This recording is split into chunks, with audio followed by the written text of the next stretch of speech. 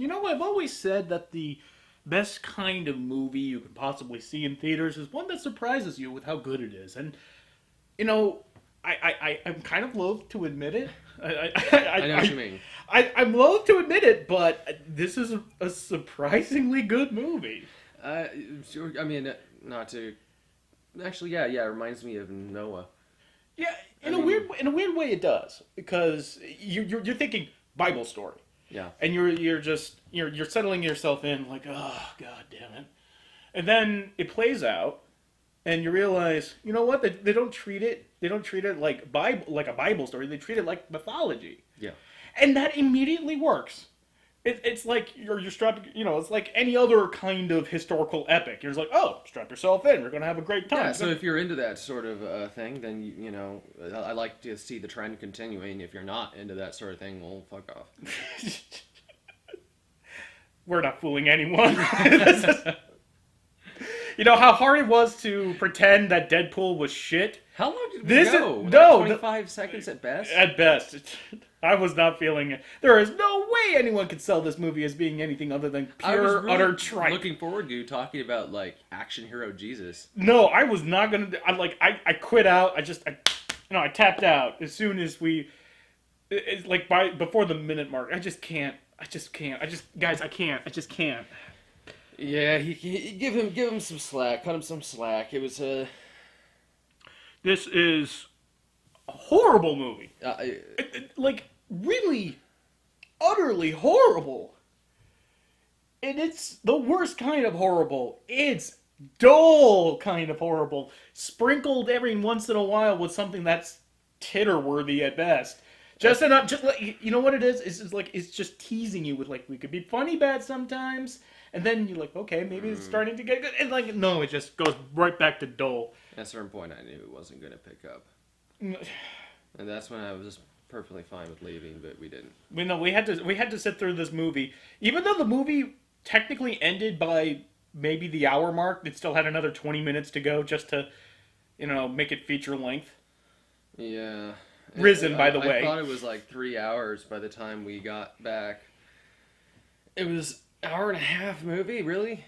It was an hour and a half. Dude. Like, not mincing words here, maybe an hour and 40? Maybe. Because the movie started at 7:10, and counting previews, we got out at 9. Yeah. Yeah. Yeah, I'd say it's about an hour and a half movie, hour 40 if we're being generous. But Risen, just in case if you were wondering what movie we're talking about, the triumphant return of Joseph Fiennes. Oh, man. Now, I'm pretty sure Joseph Fiennes has been in other things since, I can't even remember the last thing he was in. Elizabeth, you said. That was the last thing I saw him in. God, that was so much. Don't even. To compare the two is, yeah. Even the remake was. You mean the sequel? Sorry, the sequel. Actually, the funny thing is, I had been told that the sequel was actually a remake before I saw it. Well, I don't know why, but somebody told me that. Like she didn't like how the first one went, and she wanted to remake it, but more heavy or something. I don't know. But no, it was just a sequel. Yeah. But, okay, so it's tempting to say that this movie sucks because it's a religious movie that treats everything that's in the story. It's so god awful hard to Yeah. Well, jab at because it's like because a lot of the problems in this movie relates to the fact that it treats the material like it's actual gospel. But it doesn't have that same kind of like, oh my god, what the hell am I looking at with some of the more like the pure flicks like Old Fashioned or any of those kinds of War Room or War Room, yeah. Especially War Room. Ooh. Oh god, that would have been hate inspiring. No, but this is like if going back to Noah. This is like if Noah actually tried to tell the story of Noah believing everything is 100% true With Joseph Fiennes instead of Russell Crowe. Crowe. It's a draining movie if anything. Yeah. It's Joseph looks pretty fucking drained the Yeah, entire time. So I mean that's the character. the character of he plays. I believe they kind of made him up for the story Yeah. because I don't remember the Bible stories talking about Jesus's ascension into heaven and I his, like the centurion from Hail Caesar way better. I like that was entertaining. I mean, yeah, And that was just a like the fake- fake movie inside Hail Caesar Yeah.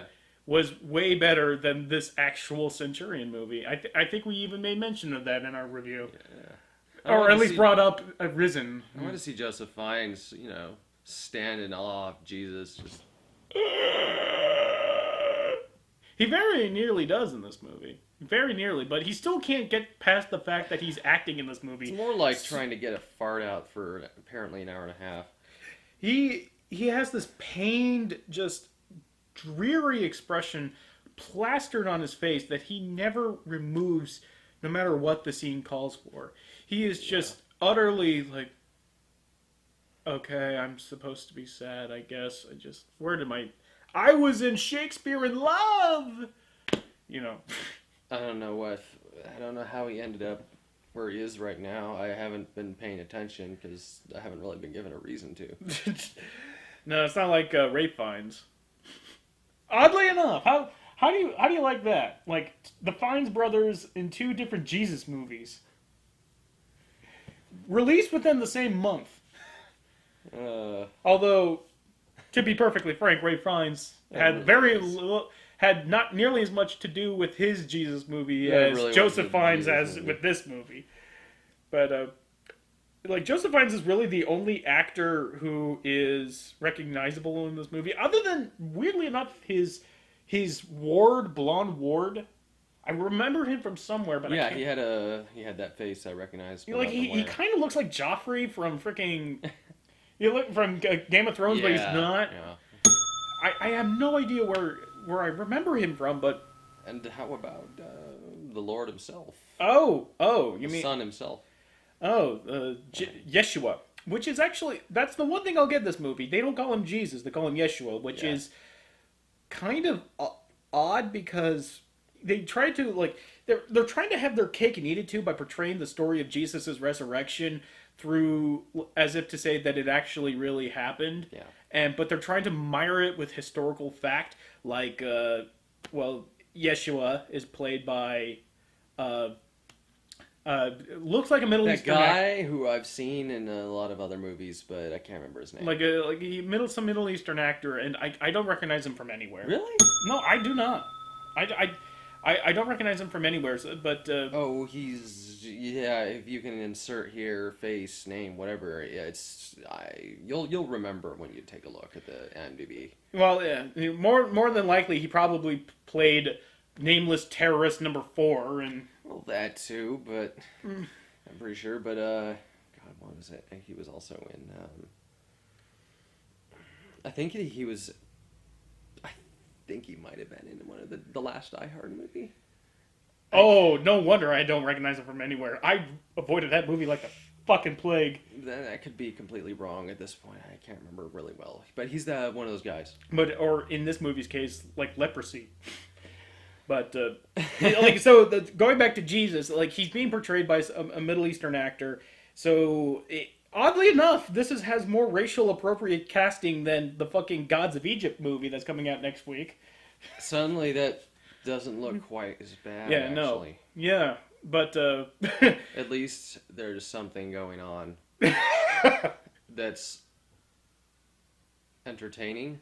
That's yeah, but they're not trying to make it anything in particular. It's ancient Egyptian mythology, and honestly, the Bible has been rewritten so many times that you might as well consider the same thing. so it's like In which case you could have more fun, but yeah, but it's like it's a reboot of the Bible, and when you put it like that, all of a sudden the movie makes more sense. It doesn't make it better, but it certainly makes more sense when it's trying to like portray the story of Jesus like this has really happened, sort of like what Noah did, but treated like actual gospel, including literal lines from the movie saying, "Spread my message to all nations and to all peoples." It's like, oh, great. Save this part for the land of the movie, why don't you? But when you're trying to tell the story of Jesus as if it actually really happened, you can only do it one of really two ways. You could portray it like The Last Temptation of Christ, which was still the best Jesus movie ever made. Oh shit! It's hardly even a. I guess you could call it. Yeah, it's a Jesus movie, but. But it's like the Jesus movie to end all Jesus movies, because they tried to tell the story of Jesus as if it actually happened, but using like fictional, but using like utterly fictional, like occurrences. Not just occurrences, but just like purely through the fictional narrative. Like they framed it like this is just a movie. Yeah. Like the interesting story of Jesus isn't what he did, but like how would you actually really react to the fact that you are the Son of God? And you were meant to die in some unknowing, unthinkable, relatable being's master plan for the universe he created. Yeah. There is no way you could be able to come to terms with that just as quickly as like Jesus was portrayed in every other movie. Yeah. You could go that way, but ever since, Last Temptation was released, no one's ever even attempted that. And if anything, this movie is trying to ape it. This movie apes two different Jesus movies. It tries to ape from Jesus from the Passion of the Christ. Mm-hmm. Definitely trying to ape from that, but not being nearly as bloody. They said, okay, that one was not received entirely well by everyone because of how brutal it was. So let's tone that down, but still try to keep the grittiness. Because they're trying to keep the whole nails, the crucifixion, nails to the feet and the wrists. Yeah, and they put him in the right place. Mm-hmm. Wrists instead of hands. Yeah, so they tried to keep that, and there's several scenes where bodies are just literally piled into a death pit, and there's flies and rotting meat that used to be human bodies. Yeah, I guess it was nice to see how it actually would have more of what it would actually look like and smell like, and there is a weird sort of I wouldn't say nobility, but there's a weird sort of accomplishment this movie has where it did not shy away from from what would most likely have been Roman centurion capital punishment. Yeah. And if there's one thing that's commendable about the movie, it's that, because everything else is just pure shit. Oh yeah, like the part where he. Sorry to put a pin in that. That's all right. Actually, putting a pin in it is pretty accurate. Yeah. But it's the other movie that it's aping from, besides Last Temptation. Trying to continue the thought before we get completely derailed. You know how it is. Yeah. But so other than Last Temptation, weirdly enough, I feel like it is trying to take a lot from Noah, because it's marrying all the biblical magic that happens in Noah with the gritty realism in Last Temptation. It's this weird cocktail that doesn't... I don't know about that. It's No, it really wasn't mythological. It was pretty... down to the core fundamentals of the Bible as it is. Well, The Last Temptation never really portrayed any miracles, though. All it did was portray the execution. Well, I suppose so, yeah. So, you take the brutality light of Last Temptation, marry it with actual miracles, say... Well, it felt closer to the greatest story ever told kind of Jesus story. Just a real recounting of the Bible. The events happen. Well, I mean, except you don't get it's post-mortem. So when Martin Scorsese released Last Temptation, he asked his pastor what he thought of the movie, and he said in great terms, it was too much Good Friday, not enough Easter Sunday. So this movie is all Easter Sunday, beginning with Good Friday. Complete reversal of the fucking Last Temptation, but. It's the fact that the movie is obviously and earnestly trying to instill this is what happened, this is what Jesus went through, and this is how the Roman the made up, completely fictional Roman centurion was slowly converted before your very eyes. That's the story of Joseph Fiennes in this movie. He gets converted before our very eyes. Yes. And that's it. There's nothing to this movie other than that. I really related to the two guards. Oh yeah, guarding the tomb. Oh yeah, because I was thinking sleep sounded really good about that point. Getting drunk certainly sounded good too. And that getting drunk. So when Jesus is killed and they put the wrapped his body, put him in a tomb, sealed off his tomb with a huge heavy block. They put 2 guards in front of the block because they know that somebody's going to be trying to tamper with that tomb or something. And they get the 2 obviously not qualified guards. Like, of all the movies you would expect to not have comic relief characters in them. One of them you said looked like One of them looked like fucking David Tennant. He just kind of fucked off in that movie. So did Mary Magdalene. There was a centurion in Doctor Who too. Yeah, but That was a much more exciting story. but they just are guarding the tomb, and it's like, hey, did you remember the wine? You know I did, bro. Oh shit, we getting wasted, bro. Oh yeah, we gonna get murdered in our sleep. But I mean, like, that's something I'd probably be afraid of happening if I were one of those guys. Oh yeah, because like those Jesus followers. You know what I mean? They cray Bill. They're cray. Nah, you have to remember that they did believe that they would do that. Yeah, at this point. Yeah, they'll forgive a brother. I mean, when the back is turned, they'll forgive you so hard, man. They were asking about weapon caches.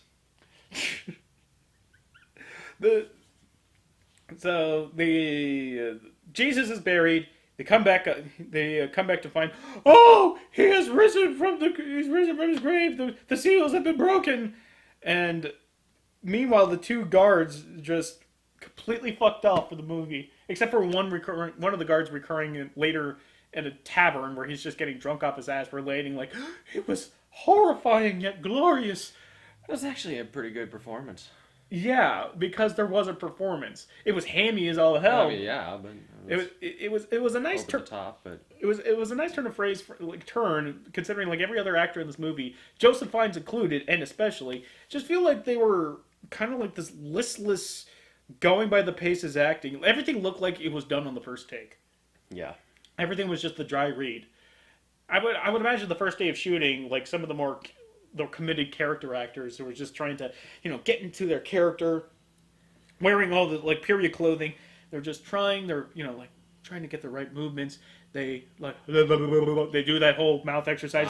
Yes. And then they finally do a dry run, and then they do a dry run, and then director says cut and says, okay, let's do it again. It's like, no, that's fine. Really? You don't want us to put a little bit more emphasis on any one line? No, that's perfect. Let's just go. Keep going. Just every scene like you did like that. Just keep doing that. Just keep on doing that. You mean this utterly unconvincing and sounds like I'm just sleepwalking through my lines? You want me to continue doing that? Yeah. Just keep doing that. You're the director. Besides the listless performances, besides the biblical story that really only allows it to have a good running time of 30 minutes. In this hour and a half long movie, an hour of it could easily have been cut. I almost want to make this review short just so people don't have to waste any more time on this movie. Yeah. It was just that unimportant. I mean, unless you're of the faith, then even if you were of the faith, I don't know. Like I would imagine, like if you were a Christian and you saw this movie, the one thing that you would have, the thing in your forefront of your mind is that this isn't even a good Jesus movie. Yeah. I mean, there's not a lot of Jesus movies being made. I mean, yeah, right. Even knowing that today a religious movie is shorthand for cheaply made, just cash in on your faith and just hope to God nobody, they're all so blinded by the faith that they won't be able to tell a good movie from a bad movie. What's the production company? Was that Affirm Cinemas? It was like Affirm Cinemas, but they were but they are not, as far as I know, the only affiliation they have with, sorry, popcorn kernel. No, hair. Sorry. False alarm. Oh, okay. But hair might have been a little more weird than a kernel, considering we did eat popcorn and not hair. Yeah. I hope I was eating popcorn. You never know with those movie theater popcorn buckets. But the only connection I know between those companies, Affirm and Pureflix, and all those Splinter Cell groups pumping in these terrorist films. sometimes they do come off like terrorist propaganda films. If you seen Really War do Room, sometimes. Yeah. War Room especially, but the only connecting tissue between those films is that I believe that Sony owns distribution rights.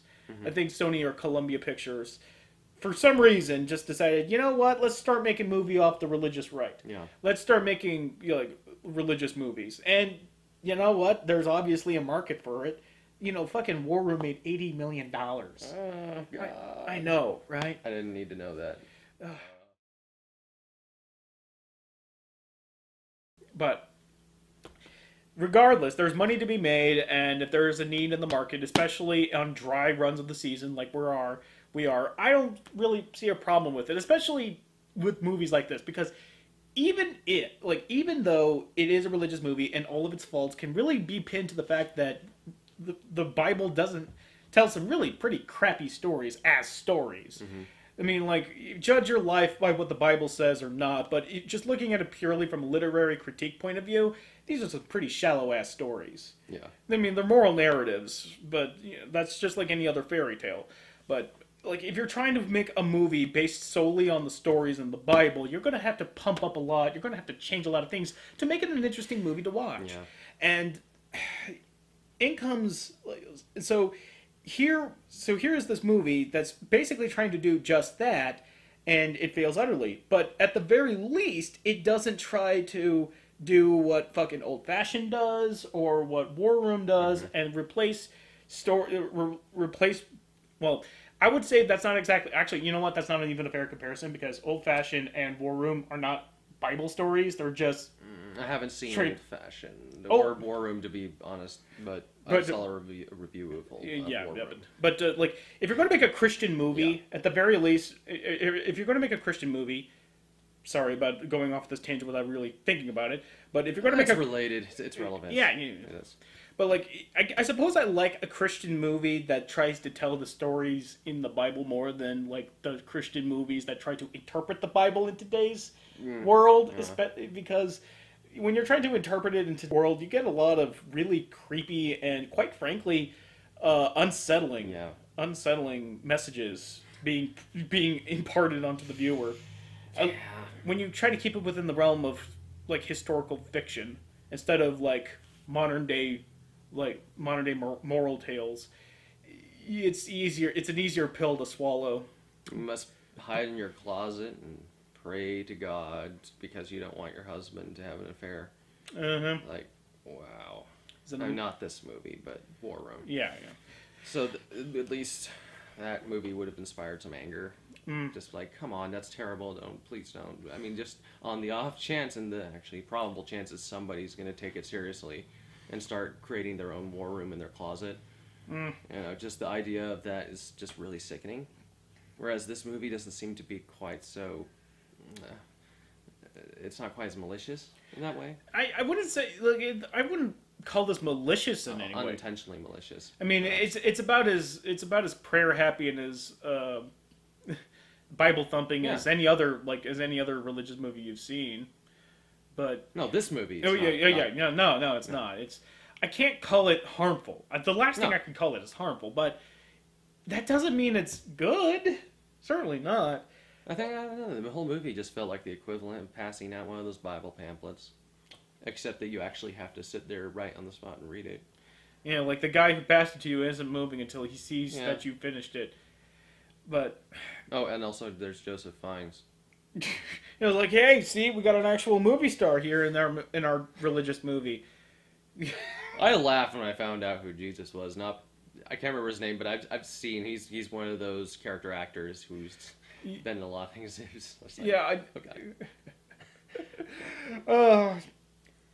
Now I have to comb through this time code just to see where you talked about it, so I know where to put the picture of him and his name.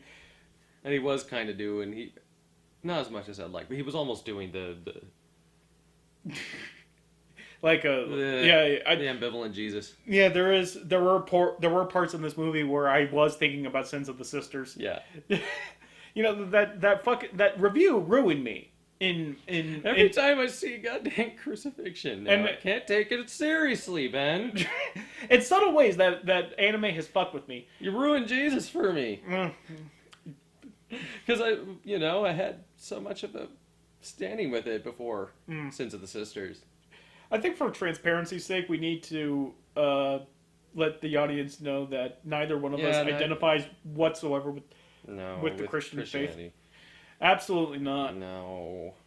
And I mean, no, I don't got any, big problems with it other than, all the wars and bloodshed and death. But that's pretty much the same story with all religion. Yeah, like all those old chestnuts. So. But neither of us are really religious in any way to speak of. Yeah. But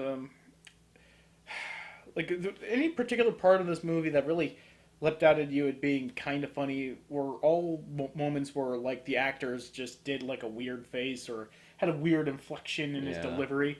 Like the guy who played what was it? Not Bartholomew? The guy who played the disciple Bartholomew? The guy with who got gashed in the leg. No, not that guy. No. The first guy they brought in. The happy-go-lucky guy. Yeah, the happy-go-lucky guy who, he kind of Nick Caged it in a way because he went through like these cycles of emotion. Like it's almost hysterical kind of. Joseph Fiennes brings him in and he just asks him like, "Where's the body? Where are the other disciples?" And Bartholomew is just like, "He's fine. He's returned to heaven." It's like, "All right, we'll crucify you." And it's like, "Go ahead and crucify me." And he's like, "Do you know what a crucifixion is?" Like, "Well, no, really?" It's like, "Here." And then he throws him a nail. There's the scene I was going to bring up that, where he talks about the pains of crucifixion and how it's actually done. And he takes it to heart for a brief moment and then goes back to being giddy because of the spectrum. Yeah, it's like, he keeps talking about, like, the nail grubs up against bone and tears sinew and muscle, and he's like, "Stop it!" Yeah. "I'll tell you." And then he gets really close to Josephine. Yeah, where are they? He's like, "Everywhere." and then he just walks off, and Josephine allows him to. Yeah. Josephine is really not a very... he doesn't have a lot of conviction. No, he doesn't. Like, there were times where he was saying, like, he was threatening people, but he never follows through with them. Yeah. Even though he has, like, at this point of his character arc, he would have every reason to follow through. He doesn't believe in the faith. I mean, although he does go to one of the altars of, what's it? Yahweh. Yahweh. I'm sure you're not the first person to do this. Yahweh, and he's, promises if if this turns out good for me and I complete my job, and I will, create shrines dedicated to you and games and played for your honor, and it's just like, wow, this guy really, so he prays to God to say like, "Hey God, if you help me out with this, if you help me out capture your son's disciples, I will totally build you a fight club." It's a real limp dick of a centurion. I know, it's... I have no idea where this... where he got, where he started to falter on his faith. Because he says that he prays to Mars, even though we never see him pray to Mars. Yeah. And we have every reason to believe that he is a good... he is, Hail Caesar! And everything. Yeah. But... It goes back to, it just goes to him interacting with every one of the disciples and Mary Magdalene, who just kind of appears to act crazy for about a scene. Then she kind of comes back during the initial doubting Thomas scene, like, "Touch my wounds, Thomas, and see that they are real" scene, and then she just kind of poof out of the movie. I'm glad they that was shit, but I'm glad they portrayed her as she more likely probably looked like. Not quite. They always portray her as quite beautiful. Well, she was supposed to be a prostitute, so. Well, then again, just because you're a prostitute doesn't mean you have to be beautiful. It just might mean you're really good at what you do. I gotta believe, looking at how Mary Magdalene did, she must know some freaky shit. Yeah. Not to say that she wasn't a beautiful woman or anything, but you wouldn't want to pay top dollar to sleep with her if she didn't know what she was doing. Yeah. So, 30 shekels, because that woman knows how to shake that ass. Testify. Literally, testify to Jesus. Yeah. Maybe that, I love to think that that's how Jesus met. He was, just went to a... He was just curious. It's just like he was experiencing every sin known to man, and he just went up to Mary Magdalene and was like, "I'll pay for that ass." And he just rocked his world. And he's like, "I don't need to experience any other sin. I just experienced it all in one night. Everything." I mean, like, she snorted coke off his dick. He punched a baby. Such a better story. I would want to see a Jesus story where they actually literally followed Jesus during his, 16, 20 years that he just kind of fucked off into nowhere to commit every sin known to man, so that way he knows every sin. There's uncharted territory. Like, wouldn't you all want to pay to see a movie where Jesus, like, I don't know, like, smote, like, 50 demons with his mind powers, and then commits, like, unfathomable sins? He has to. The Bible says he commits all these sins so that he might know the fall of man. Does it say that? I forgot about that. Well, Because, last time I read the Bible, glazed over it. Yeah.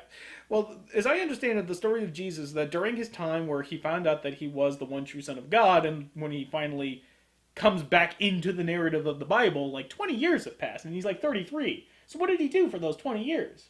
And scholars have speculated that he had come to know the sins of man, so that way he can say all the cool shit he says when he's 33.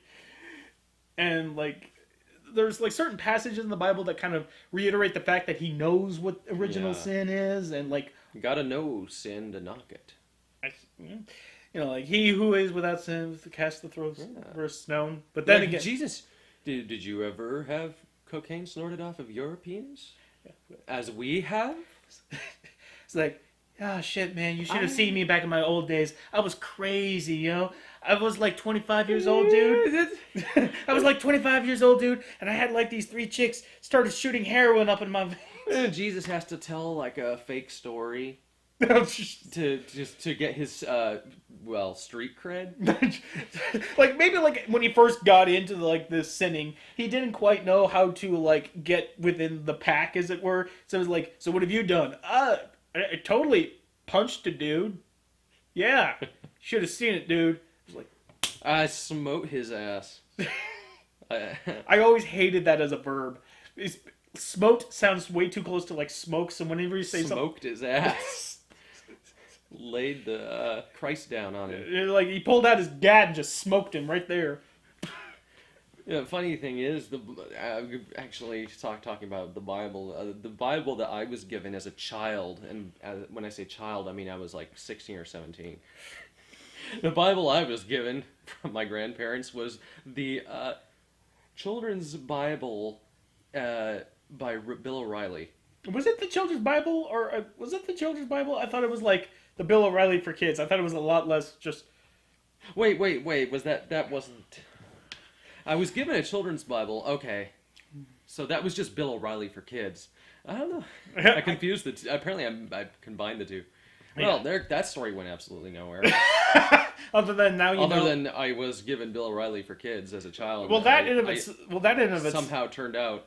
I think the audience can paint their own story with a setup like that. When I was 16, my grandparents gave me Bill O'Reilly for kids. And this is how you turned out. Yeah, I didn't read it. For all I know, it did have a lot to do with the Bible. I don't know. Maybe it did, maybe it didn't. But I'd like to think that that book did not go without its use. Maybe you needed a coffee table that needed propping. Yeah. I can't even remember what I did with it. I mean, I didn't want to give it away to anyone. No. Who would you give it to? I didn't want to perpetuate that. But... Like, who would you even give it to? None of you guys want it, I know that. Yeah, no, like, we went to the most secular high school in the area. We were talking about using it as firewood, but I don't think we ended up needing a fire, so...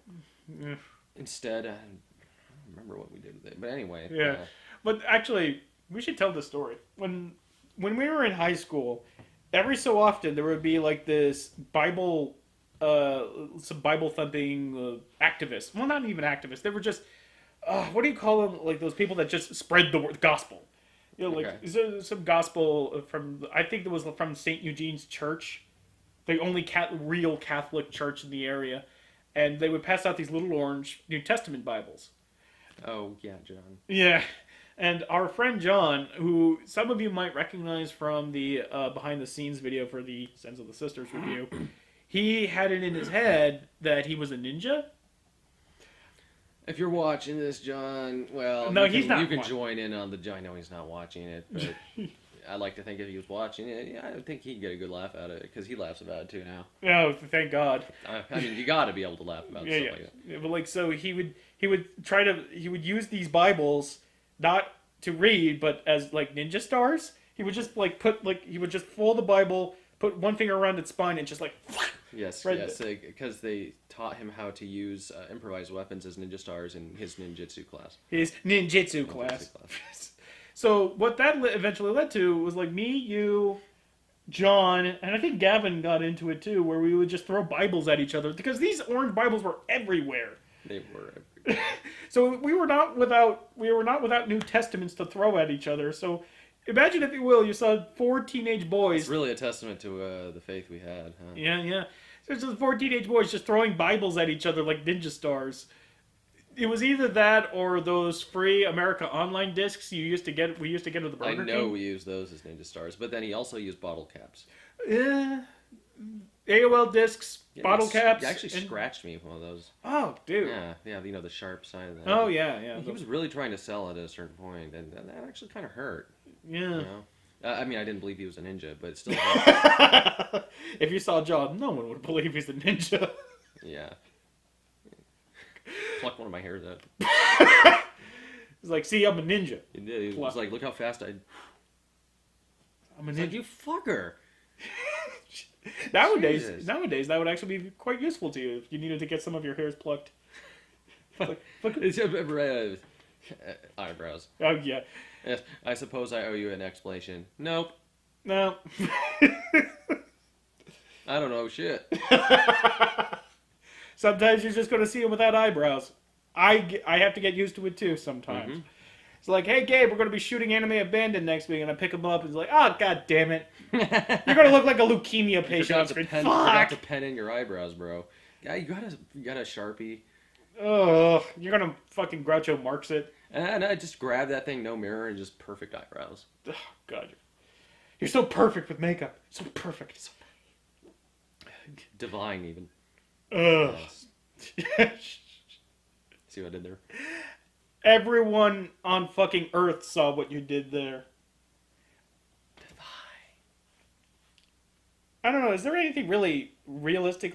Is there anything left to say about Risen, other than this is not? Okay, maybe we'll end the discussion on this. Is this the worst movie so far this year? You had to ask. Well, I don't know. Like, Yes, this was the worst. you feel it's the worst. I don't think that I was in the right kind of mood for it. I don't think there's There any is mood no for this. right mood for it. Yes, that is the correct answer. There to is that. no right mood for this movie, But if there was a way to not be in the mood for this kind of movie, I think that would be me right now. I've been feeling a little under the weather, so I did not enjoy this. I wanted something that was going to stimulate me, not put me bad. Well, I mean, wish I could go to sleep. Make me wish I could get drunk. You know, I'm having a tough time saying that this is worse than, like, say, I'm having a tough time saying this is worse than, like, say, that Michael Bay movie we saw. Like, That Michael Bay movie. Pick one. yeah, God, the Benghazi movie, The Secret Soldiers of Benghazi. Well, that was way fucking better than this shit. I don't know, because I hate religion being crammed down anyone's throat. I really do. And at least the audience seemed to all be a Christian group. Oh yeah, that's what we should definitely. We saw this movie with a nearly packed theater to my engaged Oh surprise. man, I came in. I was like, frick it, I'm gonna go use the bathroom. I expect you'll have a perfectly good seat when I come in. And then And bam! then I'm looking for Ben in the large ass crowd, and I'm like, oh shit, we gotta go all the way to the front. Yeah. So we got like third row, so we're like this for the entire. Oh movie. yes, and then there was the cranking of the neck, which also put me in a bad mood. So the cranking in the neck And then was. someone sat in front of me, and I couldn't put my feet up. They moved too. They eventually moved though. Yeah, but I feel like some church group got a bus together to take their people to see this movie. Yeah. Yeah, and this is really one of the worst crowds we've ever sat through. They were just talking through all the movie. And clapping at certain points. And Weird points. Weird points. Clapping at weird points, laughing at weird points. Well, they were laughing at the legit, like, yeah, there's comic relief in this movie. They were laughing at some of the legit comedy, or at least... They were certainly laughing at a lot of points, too. Yeah. Weird points, again. Yeah. They were laughing at the comedy, the weird little quips, and they were laughing at the overacting at parts and the weird line deliveries. But other than that, they were just an annoying-ass crowd. And that did not... Making for one of the worst... One of the worst, not the worst, but one of the worst theater-going experiences. Yeah. I mean, nothing... It would have been one of the worst theater-going experiences if I gave a shit about what was being seen, but I didn't. No, because, like, bar none, the worst theater-going experience was fucking, The Book of Life. That was... I like that one guy who was groaning through the entire movie. Were you sitting in front of a guy who was groaning through? No, I was the guy. Okay. Yeah, you were not making your displeasure with the movie a secret. You were just vocalizing it. You were kind of embarrassing me at points. I wasn't going to let the movie win. I wasn't going to actually walk out. So I just walked out of my seat and over to the hallway. And I just stood there leering at it really uncomfortably for what little audience there was. There wasn't a very big audience, if I recall. For Book of Life? Yeah. I don't remember you leaving my seat for Book of Life. Well, I left. I went down to near the exit, right where the banner is. Yeah. And I just stood there. That was at the very end. Ah. Yeah, but the movie was still going. I just didn't want to sit down. I wanted to take it standing. So I wanted to walk out, but I wasn't gonna let it win. Not after Neighbors. No. Not after Neighbors beat us. No, we used our golden ticket on Neighbors. And I think we're gonna use our golden ticket on Neighbors too. It's like, you really should give Neighbors 2 a chance. No. Here's to hoping that a more interesting movie opens the same week as Neighbors 2. Would you recommend Risen? I guess I would recommend it to the people in this audience. The audience seemed to like it. I mean, it's not like I don't want someone to be happy with their religion. So sure, if you're a devout or trying to be or whatever, just yeah, go ahead. I hope that it gives you some peace and solace and whatnot. But really, there's better ones. Just from my heathen opinion, there's better ones. Yeah, I wouldn't even recommend it to the faithful. This is like there are better religious movies. There's longer ones though. There's longer ones, but there's not more ones fulfilling. That felt this long. There's more fulfilling ones. There's more better made ones, better acted religious movies, especially Bible stories. Across all categories, this one comes pretty damn short. Yeah. I mean, like, all I have for this movie is really just emptiness. Yeah. And the reason why I compared it to Benghazi was the fact that I just didn't feel much for Benghazi, but I was expecting worse, but that doesn't exactly mean it's... Yeah, with a name like Risen, I was actually hoping it'd be a horror movie. But, Jesus being the original... Well, I mean, I figured it was a horror movie because I thought I'd heard the name somewhere described as a horror movie, but and then he said Jesus, and I was like, oh, great, Jesus horror movie? I'm in. Reaper! Yeah, no. Yeah, it should just left that way, and I'd just be going, when's it gonna happen, Ben? Either way, I think this will wind up on our bottom 10. Yeah. I think so. I think that's fairly safe to assume. Oh, definitely. But it'll be fun figuring out where. But until that time, thank you for joining us, and until next time.